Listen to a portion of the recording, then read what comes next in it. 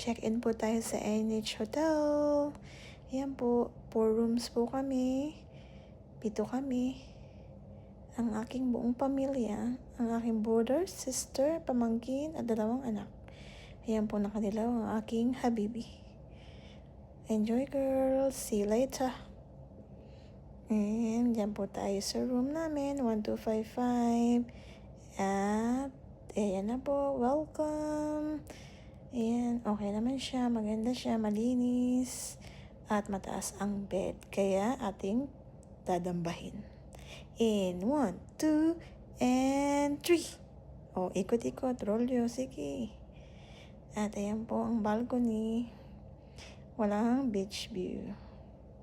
And ayan po, ayan, maikling room tour. Ayan, salamin, nakita na naman ang salamin. At salamin na naman.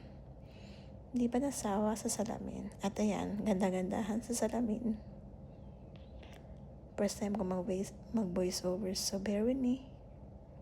And takbo ulit. Akit. Yan, dinner po tayo. Actually, hindi pa sanay ang lola nyo, kaya ayan lang, ganyan-ganyan lang. And swimming time. Actually, pwede nyo i-access yung mga pool sa mga katabi sa buong building. Ayan, ang infinity pool.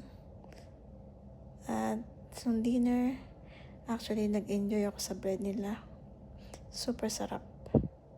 Yung dinner, okay lang, average, pero yung bread masarap. Ayan, oh, humabol pa ako. At ayan po siya, plus dessert.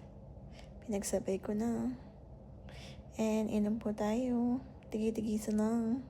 Wala na pong minor. And ayan. Hinihintay ang drinks. Yan po ang birthday celebrant. Ang aking pamangkin at ang aking 2 bagets.